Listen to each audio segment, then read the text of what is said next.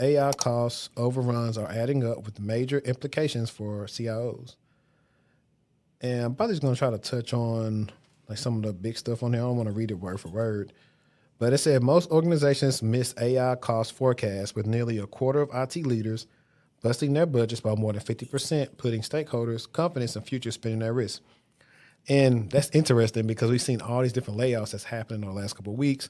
Everybody want to invest so much in AI, but you're like, at what point did it just make more sense to keep the people who knew how to do the job versus overspending on AI and not getting real results from it right now?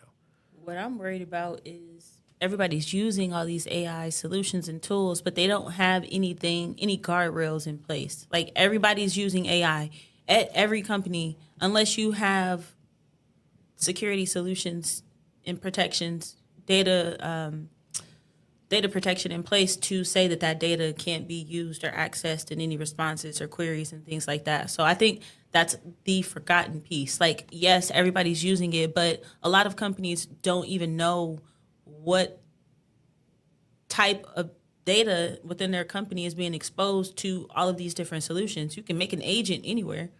You can plug in data from an agent anywhere. Yeah. And if you're not monitoring what tools they're using in your environment and putting in the appropriate protections, yikes. And that's the bigger issue. So I definitely think data security is going to boom a little bit more with the rise of AI. And I think that's a hot area for people who are interested in breaking in. That might be a good area for you to focus in on. Yeah, I literally just said that in the last episode because it was talking about AI slop, where people just getting AI to turn in any type of work. Mm-hmm. Yep. So the article says IT and finance leaders are struggling to estimate and contain the cost of AI deployments, with most AI projects exceeding spending targets according to a new survey. Despite mass AI adoption among enterprises, many IT leaders are finding it difficult to achieve ROI for AI projects, with inaccurate budgeting a significant part of the problem. About 85% of organizations misestimate AI costs by more than 10%, and nearly a quarter are off by 50% or more, according to a recent survey from SaaS benchmarking firm Benchmarkit and cost governance platform Maverick. The cost estimates are nearly always too low. Several factors contribute to this issue, with data platforms being the top driver of unexpected AI costs, followed by network access to AI models. According to survey respondents, large language model token costs are the fifth highest driver of unexpected AI expenditures. And it's only going to get more expensive. I was just going to say, because it's only the beginning. These are the beginning stages. And so they're saying like CIOs take the blame. While budget authority often rests with the CFO, CIOs overseeing unexpectedly expensive AI projects can expect major implications. Underestimating AI projects by this much doesn't just blow budgets, it risks stakeholder confidence and adoption, says Sergey Opensenko. I think it reminds me of Jose Canseco, but Opa Nasenko. Yeah, I think that's how you say it. Co-founder of AI-focused web development from Greenus. The best path forward is to treat AI like any other core infrastructure investment. Scope realistically account for integration and iteration and build in a buffer for experimentation. Many organizations appear to be flying blind while deploying AI, adds John Petit, CTO at Google Workspace's professional services from Promevo. If a CIO-led AI project misses budget by a huge margin, it reflects on the CIO's credibility, he adds.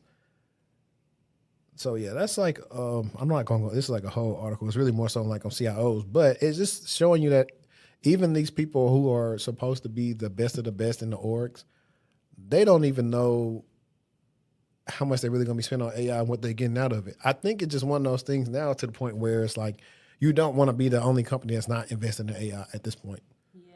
And I was trying to find this girl that I met a couple of weeks ago. She works in the cloud and she does cost containment optimization. So like FinOps?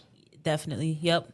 And there you go. That's the word. That's exactly what she does. And that's a big thing. A lot of companies don't even have one person, let alone, because a lot of the tools that you use, there are guardrails that you can put in place to let you know, hey, you're getting close or you're going to exceed whatever your budget is. And so those are also things that you have to remember. It's not just acquiring the tools. It's also really understanding how to use the tools to the best of your ability. It's nothing to put resources in AWS, but you're not putting any guardrails in. And before you know it, you exceeded budget overnight because you didn't turn things off, or you just didn't appropriately account for the resources that you were going to consume. And it is pay as you go. So it's pay as you go. Yeah, so Yeah. combine that on not only what you spit it on, like I said, the tokens, the energy costs, all the different things that comes with this, data centers. And I was just going to say, and where the resources are housed at too also plays a part in the price.